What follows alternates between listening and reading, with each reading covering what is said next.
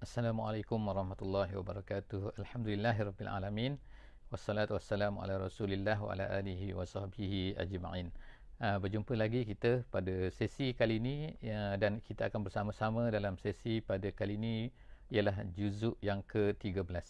Insya-Allah dalam juzuk yang ke-13 ini kita akan dapat melihat beberapa surah, iaitu 3 surah semuanya. Yang pertama sekali ialah baki yang masih tertinggal daripada juzuk yang ke-12 daripada surah Yusuf.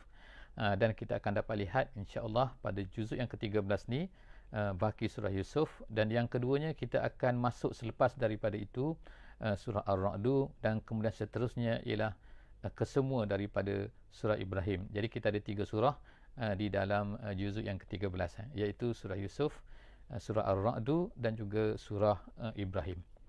Jadi daripada ketiga-tiga surah ini, pertama sekali kita akan lihat surah Yusuf. Jadi surah Yusuf sebagaimana yang telah kita sebutkan sebelum daripada ini adalah salah satu daripada surah yang menceritakan hampir kesemuanya, menceritakan tentang kisah seorang Nabi, iaitu Nabi Yusuf alaihissalam.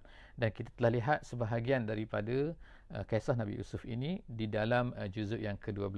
Tetapi apabila kita masuk kepada juzuk yang ke-13 ni, iaitu daripada ayat 53 sehingga ayat 111, daripada ayat 53 sehingga ayat 111 di dalam juzuk yang ke-13 ni, kita akan lihat bahawa ianya merupakan macam satu turning point, satu perubahan daripada yang pertamanya. Yang pertamanya iaitu bahagian yang pertama, iaitu dalam juzuk yang ke-12 kita akan lihat, kita telah melihat dia menceritakan tentang ibtila ataupun pelbagai rintangan yang dihadapi oleh Nabi Yusuf alaihissalam di dalam hidupnya, bermula daripada mimpinya, kemudian dicampakkan dalam perigi, kemudian dan begitulah seterusnya. Tetapi apabila sampai ke juzuk yang ke-13 ni, kita lihat bahawa ianya merupakan turning point, iaitu Nabi Yusuf alaihissalam mula menerima pelbagai anugerah yang Allah Ta'ala berikan kepada beliau, iaitu di antaranya ialah beliau telah menjadi seorang pembesar di dalam negeri Mesir. Dan selepas daripada itu kita akan lihatlah ceritanya, pelbagai-pelbagai cerita yang kita lihat daripada apa ni, dan seterusnya ialah juga kita akan dapat lihat bahawa di dalam hujung surah-surah Yusuf ni kita lihat dua contoh yang besar, iaitu yang pertamanya kita melihat juga ialah kesabaran Nabi Yaqub alaihissalam.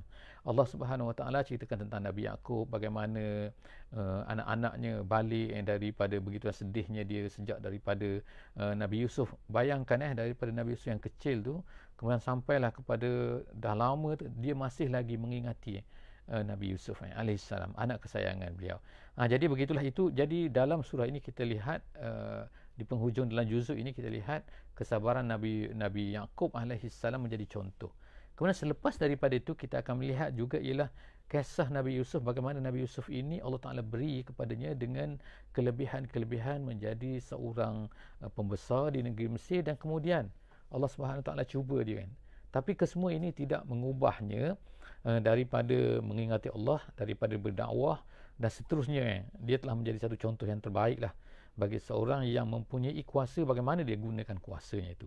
Jadi kita lihatlah kisahnya pelbagai, kedatangan saudaranya, kemudian seterusnya cerita pesan Nabi Yaqubnya, kita boleh tengok semua tu kemudian tu bagaimana cupak raja yang hilang, kemudian helah bagaimana dia dengan saudara-saudaranya, helah-helah yang benar dari sudut syaraknya, cara yang betul, dan kemudian kesabaran Nabi Yaqub, dan kemudian tu Yusuf akhirnya membuat kesimpulan daripada surah Yusuf ni. Kita akan lihat iaitu Nabi Yusuf menyebutkan tentang takwa, tentang sabar tentang apa benda ni, banyaklah insya-Allah kita akan boleh cuba lihat insya-Allah Dan kita jangan lupalah Nabi Yusuf alaihissalam menggambarkan bahawa bagaimana ujian kadang-kadang datang dalam bentuk kuasa, dalam bentuk iaitu kita mempunyai kuasa untuk berbuat sesuatu, bagaimana kita akan gunakan kuasa itu untuk melaksanakan perintah Allah Subhanahu Wa Taala.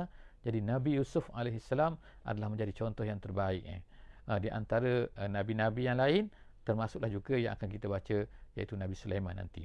Itu adalah satu part yang pertama di dalam kita kata kisah Nabi Yusuf alaihissalam. Kemudian selepas daripada itu, habis kisah Nabi Yusuf ni, kemudian Allah Subhanahu Wa Taala membawa kita kepada satu surah yang lain, iaitu surah uh, surah Ar-Ra'd, surah Ar-Ra'd. Jadi Allah Subhanahu Wa Taala dengan namanya ni, nama dia adalah Ar-Ra'd. Ar-Ra'd maknanya ialah apabila hujan kan kita dengar dentuman kemudian kita akan lepas tu akan ada al-barqu, iaitu ada kilat. Jadi Ar-Ra'd ni dari segi temanya sebagaimana yang disebutkan oleh sebahagian daripada ulama tafsir, dia kata ialah namanya ni memberi satu gambaran, iaitu apa? Satu bunyi yang kuat kadang-kadang sebenarnya tidak ada apa-apa kadang-kadang satu bunyi yang kuat iaitu nak menunjukkan bahawa kadang-kadang bunyi macam hebat kan, bunyi macam iaitu jahiliyah jahiliyah sebagai contohnya. Jahiliyah ni bunyi dia kuat, bunyi hebat kan, bunyi, tapi sebenarnya adakah dia mempunyai kuasa? Sebenarnya dia tidak mempunyai kuasa. Kuasa terletak kepada Allah Subhanahu Wa Taala kan. Jadi inilah di antara hikmah nama ini diambil, dipilih untuk menjadi nama kepada surah ini, iaitu surah Ar-Ra'd. Jadi kita tengok daripada surah ini, iaitu tentang apa? Yang pertama sekali Allah Subhanahu Wa Taala menyebutkan tentang kekuasaannya di alam ini. Alam ini dipanggil di dalam bahasa Arabnya sebagai Al-Kaun. Al-Kaun ni maknanya apa yang kita nampak di keliling kita kan. Jadi makhluk-makhluk yang ada di keliling kita ni, Al-Kaun ni, alam-alam di keliling kita ni, sebenarnya menjadi tanda kepada kekuasaan Allah Subhanahu Wa Taala.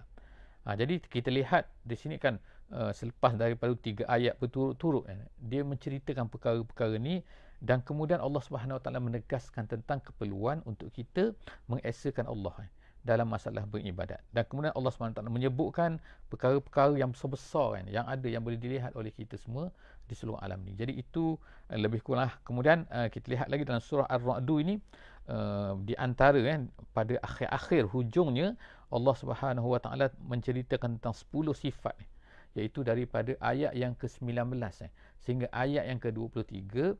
Jangan lupa, insya-Allah sahabat-sahabat semua boleh tengok surah Ar-Ra'd ni, iaitu ayat yang ke-19 hingga ayat 23. Allah Subhanahu Taala menyebutkan sifat-sifat yang sepatutnya adalah bagi seorang mukmin, orang-orang yang beriman.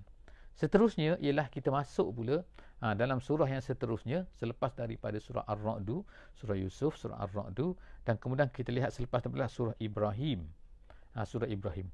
Jadi dalam surah Ibrahim ini, nama ni adalah nama seorang nabi, seorang nabi yang hebat, yang merupakan dipanggil sebagai Abul Anbiya, dipanggil sebagai bapa kepada nabi-nabi, kerana nabi-nabi yang datang selepas daripada Nabi Ibrahim alaihissalam adalah merupakan keturunan daripada Nabi Ibrahim. Sama ada mereka adalah Bani Israel, iaitu daripada keturunan Nabi Ishaq, ataupun daripada Arab, iaitu Nabi Muhammad sallallahu alaihi wasallam daripada keturunan Nabi Ismail, yang juga merupakan anak kepada Nabi Ibrahim alaihissalam. Jadi Nabi Ibrahim ni merupakan bapa kepada, dipanggil sebagai Abul Anbiya, bapa kepada nabi-nabi. Kita lihat bahawa dalam surah Ibrahim ini, bagaimana Nabi Ibrahim ini diceritakan, dan kemudian kisah Nabi Musa juga disebutkan di sini. Dan yang menariknya ialah pada hujung dalam surah ini, Allah Subhanahu Wa Taala menceritakan tentang doa Nabi Ibrahim alaihissalam, iaitu pada ayat 35. Kita sikit baca kemungkinan, iaitu Allah Subhanahu Wa Taala menceritakan, a'udzubillahi minasyaitonirrajim, wa iz qala Ibrahim rabbij'al hadzal balada aminan wajnubni wa baniyya an na'budal asnam.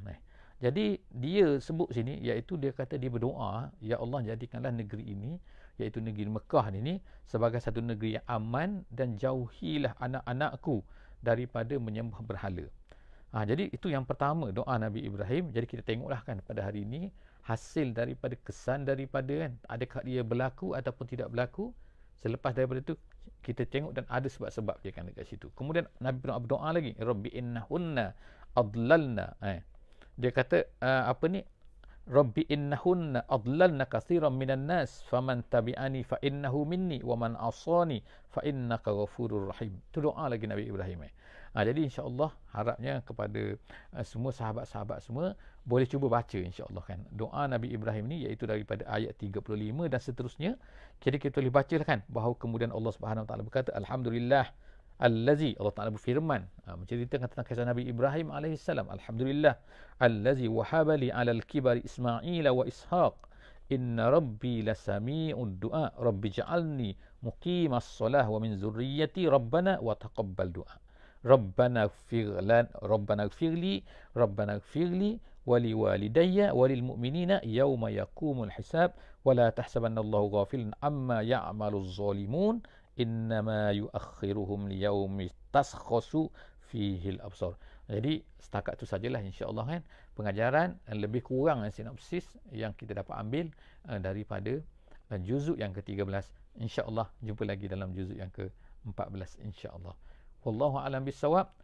Bismillahirrahmanirrahim. Wal 'asri innal insana lafi khusr illa allazina amanu wa 'amilus solihat wa tawasaw bil haqqi wa tawasaw bis sabr. Wassalamualaikum warahmatullahi wabarakatuh.